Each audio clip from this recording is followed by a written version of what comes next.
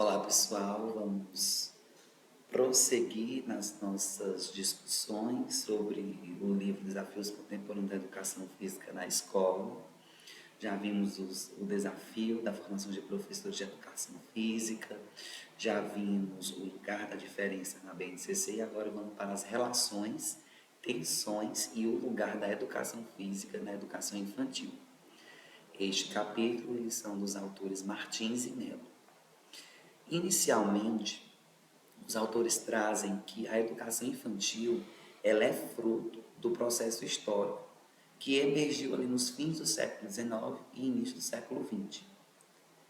E as primeiras creches de educação infantil, elas foram desenvolvidas por instituições religiosas de cunho filantrópico, cujo enfoque era o atendimento assistencialista, que perdurou e de alguma forma perdura nas vísceras, nas entranhas, até os dias atuais, claro, com muitas modificações.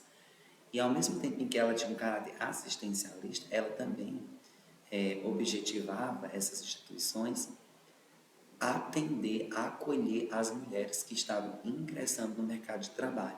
E de alguma forma isso começa a lançar luz sobre o porquê que há uma predominância do gênero feminino neste segmento de ensino. Claro, obviamente, que paulatinamente professores do gênero masculino estão adentrando também esse espaço, mas explica o porquê, de alguma forma, as mulheres acabam ocupando mais esse espaço da educação infantil, tanto pelo viés que se tinha da educação infantil assistencialista, como também porque foi uma forma de acolher estas que estavam adentrando no mercado de trabalho. Mas este não é o foco de discussões, eu trouxe apenas para que a gente pudesse ficar refletindo sobre essas questões.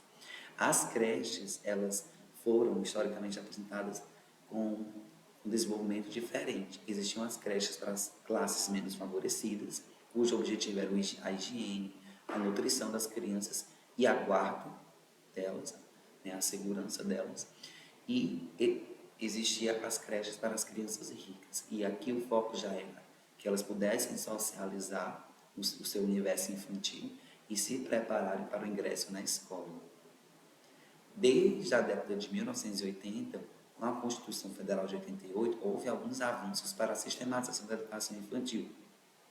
O Estado passou a se responsabilizar por este segmento, deixando, portanto, de ser uma etapa de cuidar dessas crianças para que elas pudessem ser educadas, uma etapa de educação, de escolarização, uma etapa educativa para essas crianças.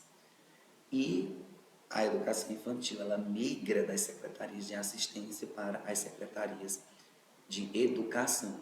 Apesar dessas modificações, ainda houve a permanência da concepção histórica do assistencialismo que imperou na educação infantil. Salienta-se que alguns documentos, eles definem a educação infantil hoje como uma etapa da educação básica e que a sua organização ela não é disciplinar. Além disso, existem algumas evidências históricas da presença da educação física na educação para as crianças, por volta ali de 1932 a 1942, que traziam orientações de como intervir a partir da ginástica com as crianças. Para finalizar esse momento de contextualização, os autores ainda ressaltam a lei do piso de 2008, que além de ter assegurado a remuneração, assegurou também o texto de planejamento para os professores, para que eles pudessem organizar os seus estudos, que eles pudessem construir as suas sistematizações de ensinar, de metodologias e também de avaliação. E que a partir dessa necessidade do texto de férias apregoado por essa legislação, houve espaços para a inserção das artes da educação física. É por isso que há uma relação do piso, segundo esses professores, com a inserção dos professores de artes e de educação física nas escolas de educação infantil. Porque a partir do momento em que houve essa necessidade deles, do professor ter uma parcela da sua carga horária, para que ele pudesse planejar, alguém teria que ocupar esse espaço que eles estariam planejando. E aí houve oportunidade para a disciplina de artes e o componente da educação física. No segundo momento, ele vai discutir sobre as tensões entre a relação educação infantil e educação física, e que entre essas duas instâncias há muitos desafios e tensões. Segundo as orientações da BNCC e dos documentos curriculares nacionais para a educação infantil, há uma tentativa de buscar superar modelos escolarizantes e muito conteudistas para essa etapa, né, a fim de conceber a criança como um sujeito de direitos. Em despacho a isso, a essa necessidade e essas orientações dos documentos, alguns professores eles têm recorrido em suas práticas pedagógicas a alguns pressupostos teóricos e metodológicos que não são, de alguma forma, coerentes para a etapa da educação infantil.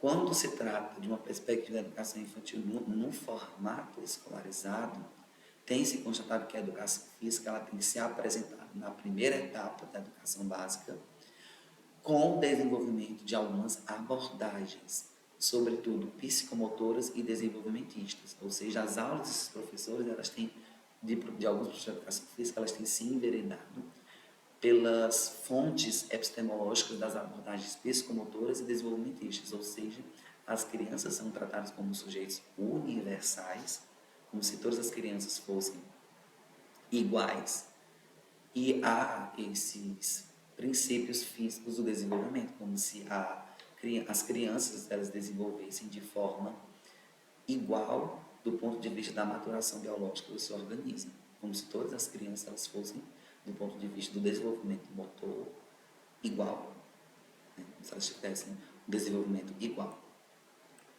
No terceiro momento, os autores vão discutir as tensões e as relações e refletir qual o lugar da educação física na educação infantil. Para isso, eles vão investigar alguns documentos pedagógicos, os currículos de formação dos professores, as produções científicas que nós temos e os discursos dos docentes, ouvir os discursos deles sobre o lugar da educação física na educação infantil. E já chega-se a uma suposta consideração de que existem dissonâncias entre esses aportes investigativos. Nos documentos orientadores, por exemplo, a educação física não é assumida como uma área de conhecimento específico, mas os documentos eles ressaltam a importância do corpo, do movimento, dos jogos e brincadeiras. Para quê? Como centrais para o processo de ensino e aprendizagem das crianças. Quando eles analisaram os cursos de formação inicial, na maioria desses cursos há uma reprodução das concepções de ensino que elas estão distantes dos documentos como a BNCC e os documentos curriculares nacionais da educação infantil, que acabam sendo esses cursos de formação balizados por paradigma da psicologia e do comportamento motor.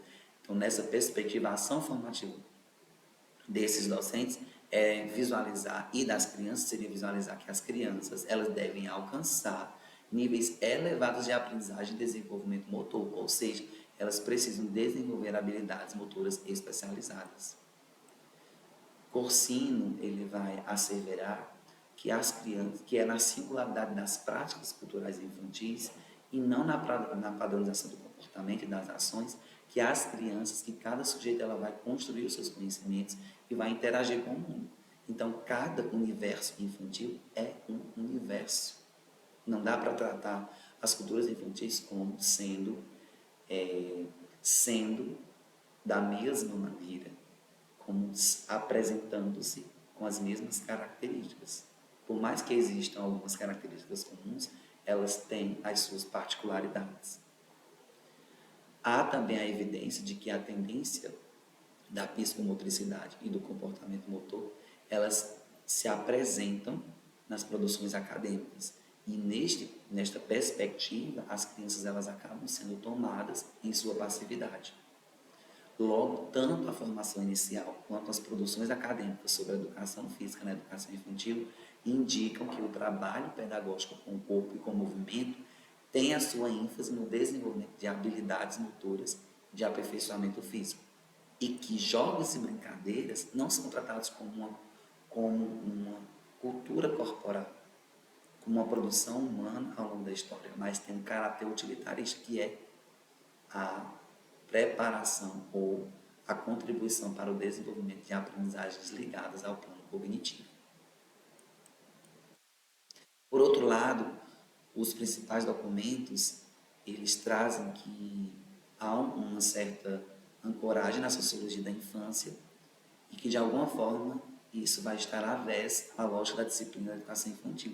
Para que esses documentos, alguns documentos, eles vão tratar, então, a criança como um ser social ativo e que, portanto, o corpo e o movimento, eles são formas de expressão e produção de sentidos e que os jogos e brincadeiras não têm caráter utilitaristas, mas são entendidos como direitos de aprendizagem e que compõem a cultura infantil das crianças. Quando eles escutaram os discursos dos professores, constatou-se um certo grau de ecletismo, ou seja, horas eles estavam mais alinhados aos documentos, ora às produções acadêmicas e ora aos currículos de formação. Diante disso, os documentos orientadores, eles prezam pela não disciplinação e tratar a criança como um ser social ativo.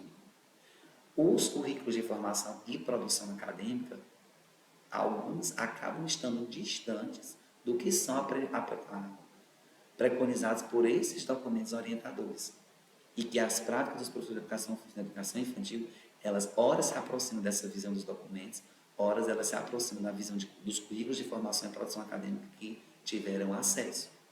Diante disso, existe uma tensão entre esses 4 elementos que foram investigados pelos autores com relação à educação física na educação infantil.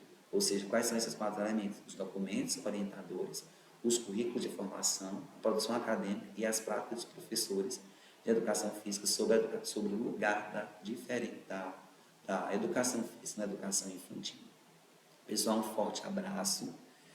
Espero que vocês consigam entender a proposta deste capítulo e bons estudos.